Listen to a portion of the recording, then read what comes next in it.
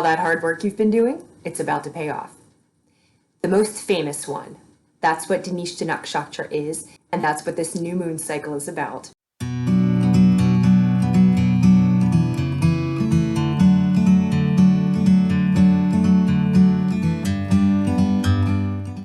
How do you turn raw materials into material wealth? How do you transmute talents into fame? These are the questions of Dhanishta Nakshatra. This is a nakshatra that is actually about material manifestation. So all of this work that we've been doing internally, now we're moving it into the external world, into the tangible world. To understand this nakshatra better, it's smarter to start with the one before it, Sravana. Now, Sravana is the Pathwalker, and the words to describe the nakshatra are: the experienced perceiver needs to inquire to establish a path. The symbol of it is an ear, and the purpose of it is receptivity. So this is how it looks for somebody who's on a spiritual path. Before you're on your path, you are living in the material world. When you come onto the path, you begin to experience the divine. You begin to experience communication with other dimensions, with ancestors, with nature, through your dreams. But there comes this language, and it's something that you need to learn. And so Sravana is about learning that language, and it's about the discomfort in learning that language, but being entirely receptive to that language. Sravana is ruled by the moon, and so it is a very internal energy. The deity is Vishnu, and Vishnu is the essence which pervades all things. Because Vishnu is in all things, the essence of Vishnu pervades all things. So in learning this other language and being entirely receptive to otherworldly communications, we begin to understand and communicate with the essence of all things. And thus in Sravana, you learn the interconnectedness of all things. The Shakti, the energy, is providing connection. So from above, we're impelled to see the connection among all things. And then below, on the earth, by seeing all things, we begin to see the path. And thus, we have to listen clearly to be able to discern the path. When we learn to listen clearly, and by listen, I mean, you're watching something happen, and your bias is no longer there because you have right understanding. So you understand what it is that you're seeing without the attachment to what you want to see getting in the way. So you're becoming a pure vessel for receptivity. And developing this ability includes creating situations or situations being presented to us that allow us to practice and refine this skill. It's driven by Artha, this very goal-oriented, purpose-driven energy that seeks to understand because we want to achieve something. We want to, at a deep level, understand the nature of our own pursuits and the meaning of our own experiences and how these things are connected and where they are going. And by developing this language of otherworldly communication, being able to interpret our dreams, we come to develop a level of awareness that allows us the consciousness to see and really understand how all things are connected. So countries aren't just countries. All of a sudden, it's a system of countries. A dynamic is not just a dynamic. It is a system of dynamics. We see how a person, a family, a community, a group, a nation, we see how everything moves together. And even with nature, it's not that something is good or bad. It's not about assigning value to something. It's right or wrong. You just begin to see how they move together. And in so doing, you begin to see the interconnectedness of things, and you begin to understand how touching of one thing affects something else. And then you begin to see how your life and your experiences contribute to that. And what you do in the world also contribute to the dynamic of the way things move. The next step of this is looking at yourself and understanding your own experiences and your own talents and putting those things together and seeing then the creature that you are, the being that you are, and how the system of you contributes to the outer world. That's Sravana. Now we move into Dhanishta. Desirable objects need tangible resources to become wealth. The symbols of Dhanishta are a flute and a drum. And the purpose is because these are instruments themselves. But these instruments, they serve as the medium between the musician and the music.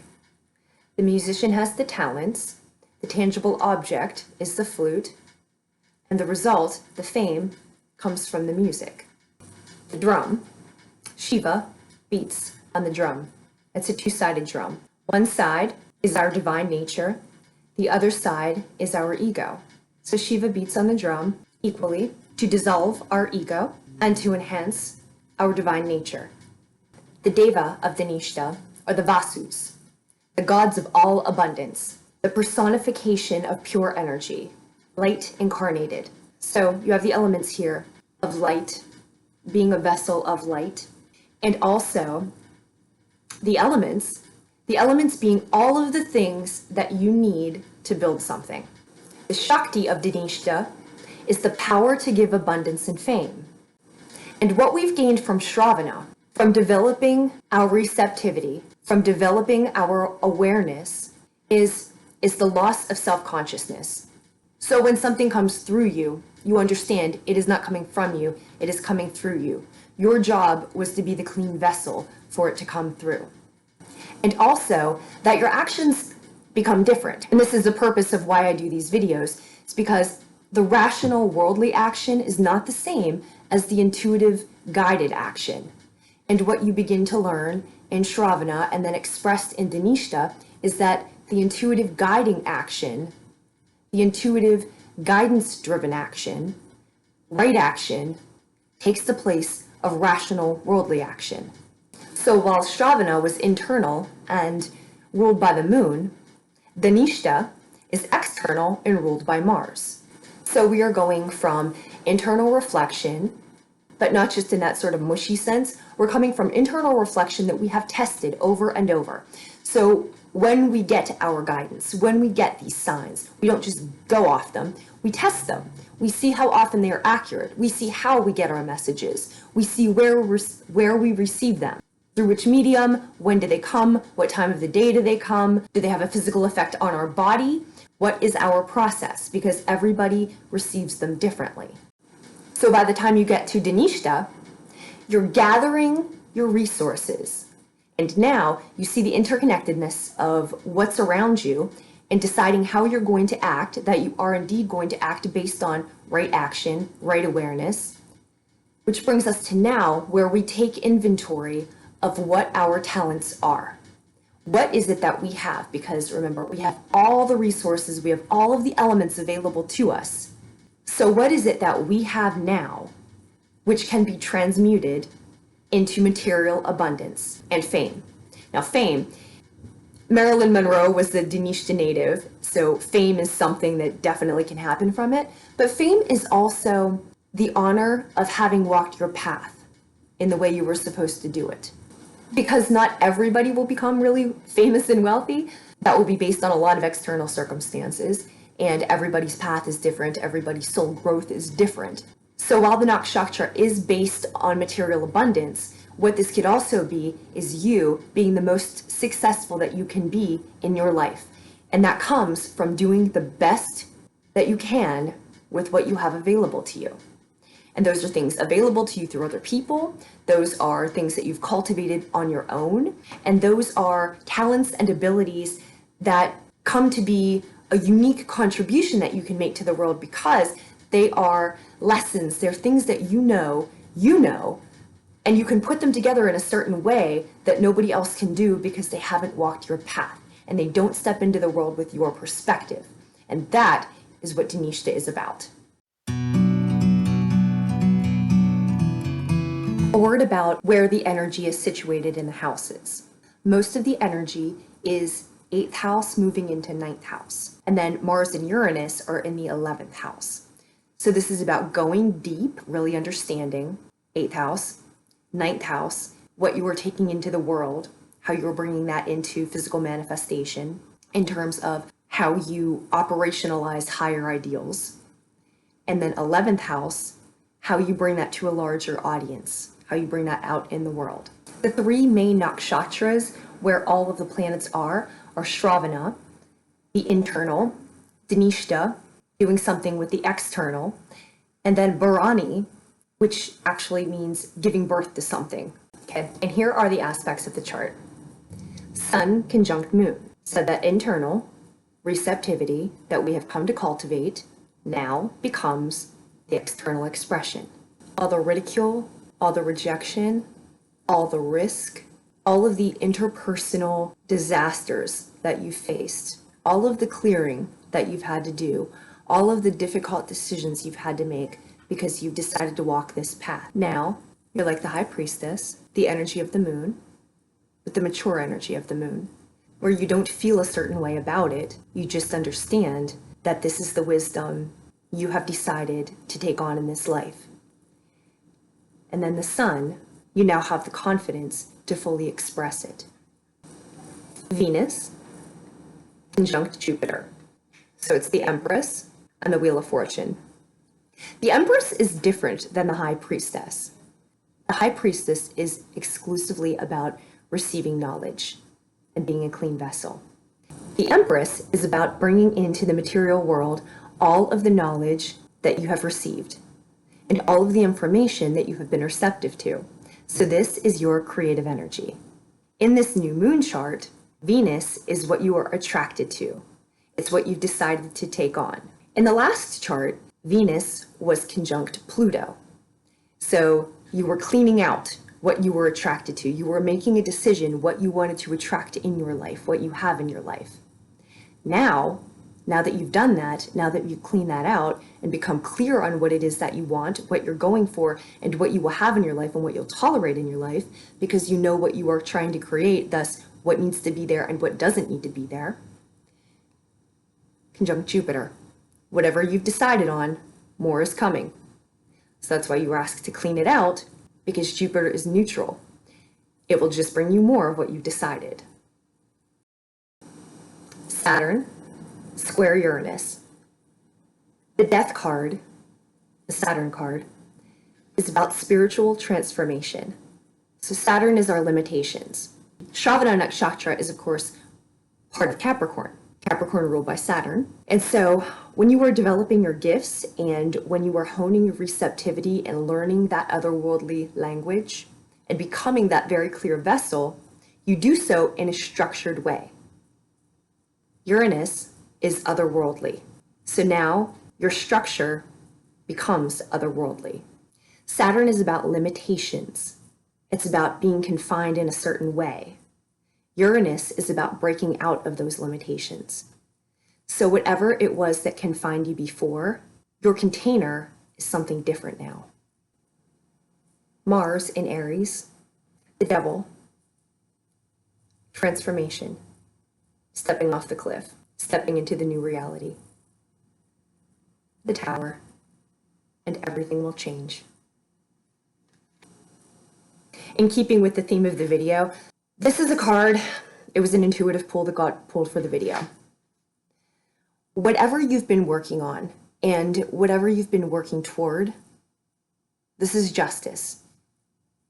You're getting what's coming to you. Whatever you've been working toward, wherever you have focused your attention, this is Libra. It's coming. I say things will even out. It's coming for you. So as we move into the readings, this is the card of Mercury retrograde. Actually, it's the Magician in reverse, but we'll just hold it up like this. So it's the Magician. You see, the Magician has everything he needs on the table in front of him. He's got all the instruments. He's got everything he needs. You've got everything you need. But we're in a retrograde just now. So now is the time to reassess what you have. And here's what happens. While we've been going through our transformation, our worlds are different. Our livelihoods are likely different. Friends are different. Your family relationships are different. The work that you do in the world is different. Sometimes, usually on a spiritual path, your world will get transformed. It's like one tower after another, after another, after another. And in the course of that time, what happens is that the skills that you started out with, and the idea that you started out with the skills that you started out with, you had a particular path in mind. And so you use those to walk toward that path. You begin your life, you begin your livelihood, you begin your training, your academic training, your work training, because you have a worldly goal in mind. Then when you get on your spiritual path, that worldly goal is likely interrupted in many ways. So your friends are probably different, your place of living is probably different, the work that you do, different. The skills that you have, maybe you're not able to employ them, so everything is different than when you started out. But here's what happens. Along the time that you were trying to do one thing, you developed a lot of other skills. You met a lot of other people. You developed a lot of other abilities. So what's on your table now is different than what was on your table a year ago, and is way different than what was on your table 2 years ago or 3 years ago. So here is the present moment. And the focus of this new moon is to reassess what you have. Just lay it out on the table. Not what you thought you had, what you have now. Reorganize them, rearrange them. When you have them set out on the table, walk around the table. So this is what the time is about. To take inventory of what you have now, reorganize, rearrange them, and see what you have, see what elements you have available to you. And then the next step is you see what you can do with them to transmute them into something tangible. But before you're able to transmute them into something tangible, the first step is you have to see what you have. And again, I stress, it's probably different than what you started out with. So you likely are in a far stronger position than you imagine you are. So Capricorn, Sun, Moon, and Rising. The energy of this full moon takes place in your first house. And your first house is what it is to be you. This is your individuality. This is your appearance. This is how you exercise. This is your aura, how you show up in the world. When you step into a place, you. So what is the signature of you? This is all about how you identify as an individual. So over the past year, even prior to that, but think about what has gone from your life. And then in the meantime, all the things you thought you were supposed to be doing, think about what has entered your life. What new skills have entered your life? What new habits have entered your life? What new knowledge has entered your life? And so when you're taking inventory, remember, set it on the table, take inventory. Who are the people around you? What do you think about? What do you attract to you? What are you attracted to? How do you spend your time? What do you value? What values you? All of these things, you put them on your table. And then stepping forward in the course of how do you make that materially prosperous, let go of what you thought it was supposed to look like and just look at what's there now. And without the attachment of, again, what you thought you were supposed to do, who you thought you were supposed to be, check out, in the meantime, who have you become? Who are you becoming? Who is this one you're stepping into now? You probably like this one a lot better than the one you left behind. So you take a look at what inventory you have. Across from the first house is the seventh house, and the seventh house has our close one-on-one relationships.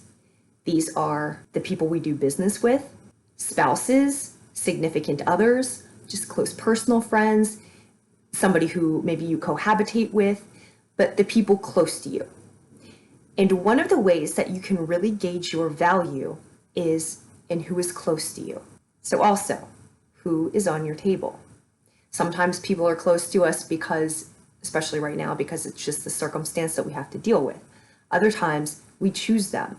So in considering the person you are becoming, you can become, how you can best be a vessel for what you are trying to do, what you are trying to bring into the world, what resources do you have available, and what can you do with them? And then also have a look, who is encouraging you, who is discouraging you, but who is helping you along your path? Because support and encouragement, those are also resources. And when somebody is not offering those to us, when somebody's taking those away from us, they're interfering with our table.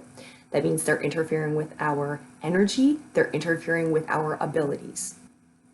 So again, take a look at what you've learned, where you can go now with what you've learned, and who's around you. So all of the things that you have working in your favor now that you perhaps hadn't noticed that you've been picking up along the way. Organize them, reorganize them, assess them, see what different components can do together, and then ask for guidance for how to step forward.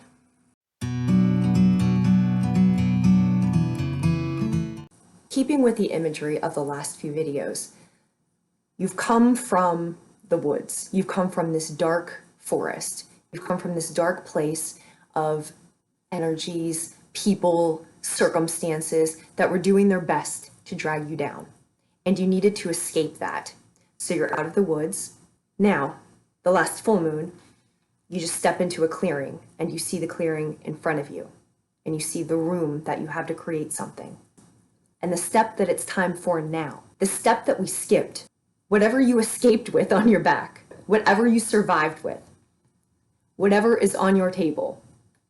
You've come out of the woods, you have the clearing in front of you. Now is the time to rest, to reorient, to re-energize, to reorganize. See what you have. Take inventory of your talents, of the elements available to you. What can you do? It's not necessarily the time to put them in motion. New moons are for internal reflection. They're dark moons. They are time to go inward. They are time to rest. And after what you've been through, one of the great lessons that you learn is it isn't your brain that guides you. It's the energy of your heart that guides you. And what you've been through, your heart needs to rest. What happens to your body under stress? 20 minutes of a high stress situation releases cortisol into your body, puts you in flight or fight mode, and stresses your body to such an extent that it requires 3 days for your body to recover from that 20 minutes of high stress. So think about your last year. Think about your last few years. If you're one of these people who has an issue with taking time to rest, is why I cite the evidence for you. But you can't begin to do your work until you're rested. And with all the release that's been happening in the past few weeks, you may have felt a sense of exhaustion. You may have been sleeping quite a lot more. And if you're feeling this exhaustion, your body is working so hard. Your physical body is working so hard. And it's important to take care of the body because the body is the vessel. Remember, Dhanishta is the incarnation of pure light. That's what we're doing here. That's why we rest. That's why we take care of ourselves. You can't be that pure vessel of divine light if you're exhausted. So now, rest, reorganize, rethink, see what you have available to you. That's what this new moon is about. Okay. The last part, cards came out for a guided message. Inner Earth, you'll survive this. New solutions and new beginnings. Endings are so difficult for us because it's what we knew. Not because it was good, not because we liked it, not because that was the best thing for us, we felt like the best thing for us, because it's what we were familiar with, and now it's gone. So the ideas that we had, the direction we felt like we were supposed to go, the thing that we thought we were supposed to achieve, that goes away. And then you're staring into the abyss. Then you're staring, like right now, we're staring into the clearing. But it feels like you're staring into the abyss because everything you thought you were supposed to do, you weren't. You were, but it was for a different purpose. It wasn't that thing. It was the learning that took you on that path. So where you are right now, what happens is it feels like a loss. It feels like that thing that you had, that vision that you had, that thing that you were working toward, that it was for nothing. But it wasn't for nothing. You gained so much knowledge in it. You gained so much experience in it. You learned what to keep. You learned what to release, what to let go of, what to walk away from. You learned what is going to guide you on your path, what's going to help you get where you're trying to go. And you also saw, because you learned this so well, when you're not useful to people, you understand how they value you. especially when you don't seem to be materially prosperous, you really see what people value, and you really see how people value you. Those are the things that you learn, and you'll get through this. Because what happens with those endings is how much we've learned, so the new beginnings that we have available to us, we take that knowledge and we do something better with it. So now the people that come into our lives, we can evaluate them differently. We can evaluate how we feel in their presence. We can evaluate how they see us. Do they see us? Are they supposed to be there? And with the people who are supposed to be there, that's the promise. These are the new beginnings. This puts you in a stronger place than you ever could have been if you were still holding on to those ideas of what you thought was supposed to be. Starbathing, light body, crystal grid, transmission, activation. I don't know which of you this is for, but this is what we're doing now. Was that a good thing to have in your life? Should you keep on with these people? Now it's a different conversation. You're talking about being a vessel of light. How does what you have in your life serve that end? Serve that purpose? Serve your mission? For people who aren't focused on self-development, they don't understand you. Just using the language of self-development, this is not a self-help kind of a thing. What we're doing is being our best to create conditions within our physical self to be a vessel for divine work. Your life is a canvas. Artist, manifestation, creative accountability. I grew up in a Christian faith, and they said, make everything you do a devotion. And I didn't understand what that meant. But now, in terms of what the path is, in terms of what daily activities contribute to what I'm doing, to what I'm supposed to be doing, to what I know I'm supposed to be doing. My day is a canvas. In light of what you are supposed to be doing, in light of who you know you are, in light of the path you're walking, Starkeeper, Cosmic Ancestor, seed the light by keeping grounded. So in the meantime, as you are creating conditions that make your vessel ideal for cosmic energy to flow through you, what do you do in the meantime? Keep the light. Canvas. Every day is a canvas. Every day you continue to cultivate and create that beauty and embody that light. Remember who you are and what you're doing, and that everything you have been doing contributes to everything you will be doing.